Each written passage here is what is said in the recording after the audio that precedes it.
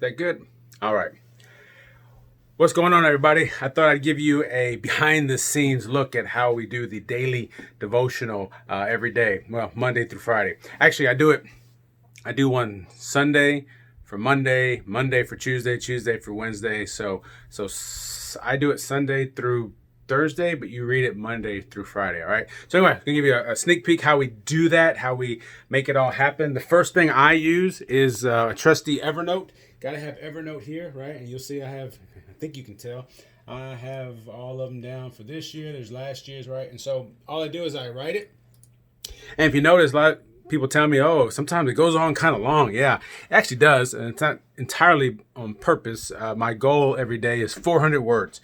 And when I get to just about 400 words, I say, you know what? The rest can happen the way it happens, right? So thanks for reading all the rest of the 400 words. Usually comes out to about, I don't know, 500, sometimes 580 on average. So anyway, I write it in Evernote first. And then what I do is I copy it and I paste it. I use MailChimp, right? So there's the design, blah, blah, blah, put it all in there. And then I go in and I proofread it. I write it down here in Evernote, and it's I kind of make changes along the way, but the main goal is just to get it out and have it written. And then when I put it into MailChimp, that's when I'll go back and start to read it and do a kind of run through myself, just to listen to how it sounds and if there's any misspelled words, all that kind of stuff. And then what I do is I use a program, maybe a program a lot of you know. It's called Audacity. It's a recording program. And then I record what I wrote. I just read it word by word from there. So I'm gonna do that real quick. Well, I don't know about real quick. Usually it takes me on a real good day, I can do it in one take. But most times there's at least one time where I have to stop and start over and do that. So I'm gonna set this down here, kind of. All right, and then I'm going to record this daily devotional. Okay. Oh, but I didn't come up with a title yet. I need a title. This one is for February. Today that I'm recording this is Wednesday, February 26th. And I'm writing for Thursday, February 27th. I'm writing about Psalm 51.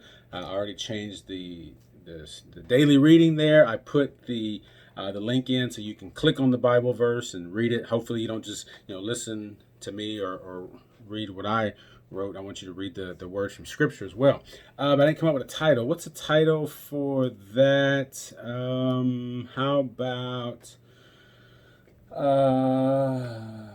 How about this? Not very catchy, but it'll work just because I'm recording. I don't want to keep you here forever. Sinning against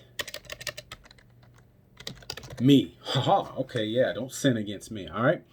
So then I get it ready here. I go ahead and turn down my volume here, and then I start recording. It's another day. I'm another John, and this is another note. Pause that to get started over here, and then record the second part. Today's edition of Another Note is titled Sinning Against Me, and our scripture reference for today is taken from Psalm 51. And as always, may the Lord add his blessing to the reading and hearing of his holy word. And then I'll stop that part, and then I'll get ready. Now I'm going to read the rest of it, or read the actual text of it. Apparently, psalmists don't put a whole lot of thought into their titles.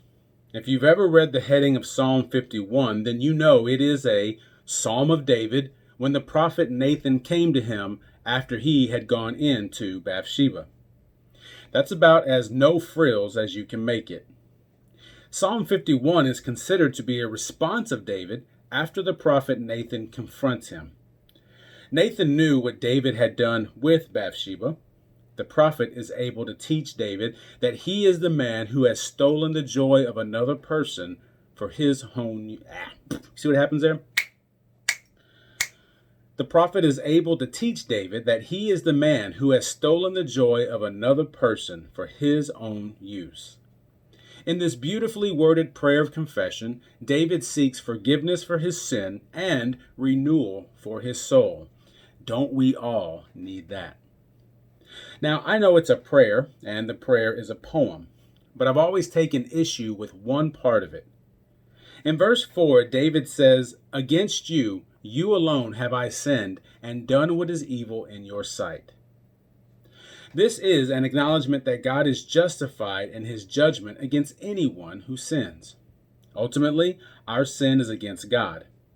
All of us are under the same judgment of God. But isn't it possible to sin against each other? There are several passages of Scripture that mention that it is. That is what I miss in Psalm 51. I'm thankful David recognizes his sin against God. That is what we want for all people, right? To be reconciled to God.